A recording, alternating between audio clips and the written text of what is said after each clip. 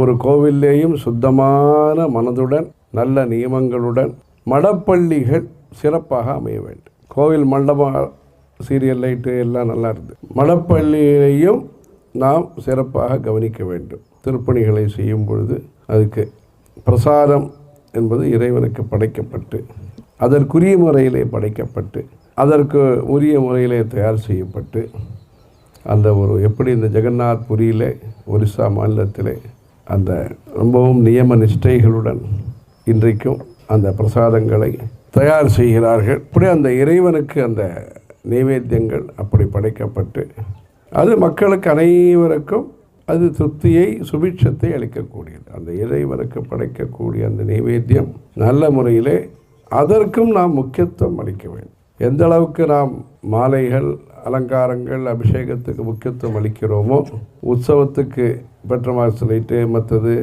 வாத்தியங்கள் வான வேடிக்கை எல்லாத்துக்கும் முக்கியத்துவம் கொடுக்கிறோமோ, இது விடுபடாமல் நைவேத்தியம் என்பது விடுபடாமல் அதற்காக நம்முடைய ட்ரஸ்ட் சார்பாக பரிசாரகர்கள் என்று சொல்லக்கூடிய அந்த சுவாமிக்கு தீர்த்தம் கட்டுபவர்கள், தீபம் அதை ஏற்றுவதற்கு உதவி புரிபவர்கள், தீபாராதனை எடுத்து கொடுப்பவர்கள், அந்த பிரசாதம் கொண்டு வருபவர்கள், மடப்பள்ளியிலேருந்து பிரசாதம் கொண்டு வருபவர்கள், இப்படி பரிசாரகர்கள் என்பவர்களையும் அதுக்கெல்லாம் கிடைக்கிறது ஆட்கள் கிடைக்கிறது அது அபூர்வமாக இருந்துருக்கு, சிரமமாக இருக்குது.